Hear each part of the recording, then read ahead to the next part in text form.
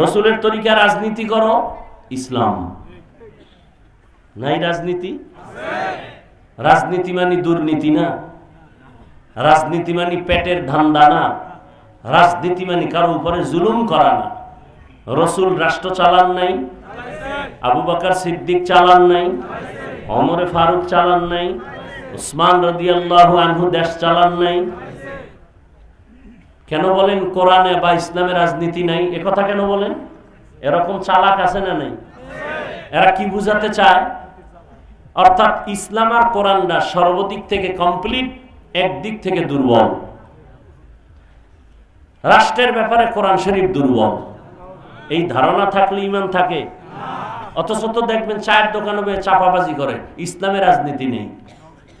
হ্যাঁ, তোমার মতো ধান্দাবাজি পেটনীতি ইসলামে নেই, কিন্তু ইসলামে তো পবিত্র রাজনীতি। আমি তো সেদিনও ঢাকায় বলেছি, পৃথিবীর শ্রেষ্ঠ রাজনীতির কিতাবের নাম কোরআন, পৃথিবীর শ্রেষ্ঠ রাজনীতির শিক্ষক আমার রাসূল, পৃথিবীর শ্রেষ্ঠ রাজনীতির পার্লামেন্ট মসজিদে নববী।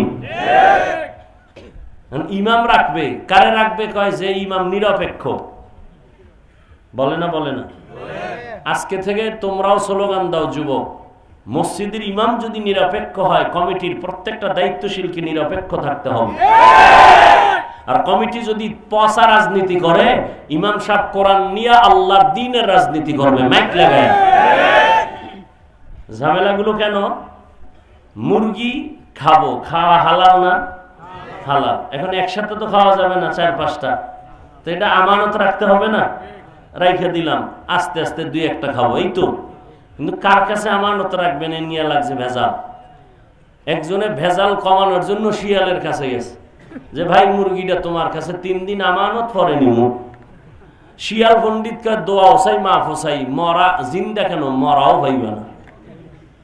তাহলে শিয়ালের কাছে মুরগি আমানত রাখলে যা হওয়ার, ধর্মের চাবি সুদখোর আর বেনামাজির কাছে রাখলে তাই হবে। যুবকেরা, তুমি নাকে তেল লাগায় ঘুমাও, দেশ স্বাধীন হয়েছে না?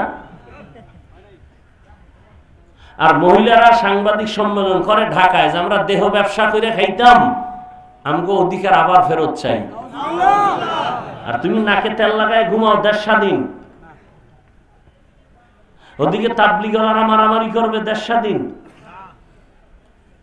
ওদিকে সমকামিতার স্লোগান চলতেছে দেশে, দেশ স্বাধীন। নাস্তিকদের আস্ফালন বেড়ে যাচ্ছে, তুমি ভাবতেছো দেশ স্বাধীন। মুসলমান হিসাবে মনে রাখো, মুসলমান একবার মরে না, বারবার মরে। অতএব কাফনের কাপড় রেডি রাখো, মরণের পালা শেষ হয় নাই। ডাক আসবে, আবার যাবা।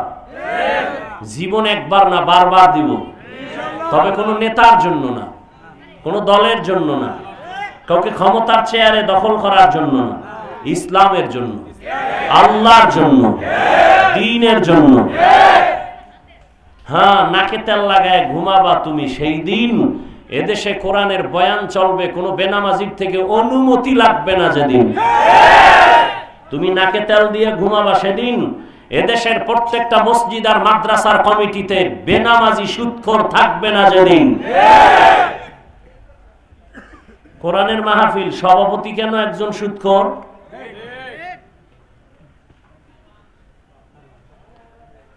এই জন্য ওয়াজ হইতেছে, বরকত নেই। আগে ইলিশ মাছ, মুরব্বীরা ইলিশ মাছের ঘেরানে পুরা এলাকা, আমরা তো সাগরের ধারের মানুষ, পুরা এলাকা মুখরিত ঘেরানে। আর ইলিশ মাছের তেল দিয়ে অন্য তরকারি রান্না হইতো। এখন ইলিশ খায় পাবলিক, সে ঘেরানো নাই, তেলও নেই। আল্লাহ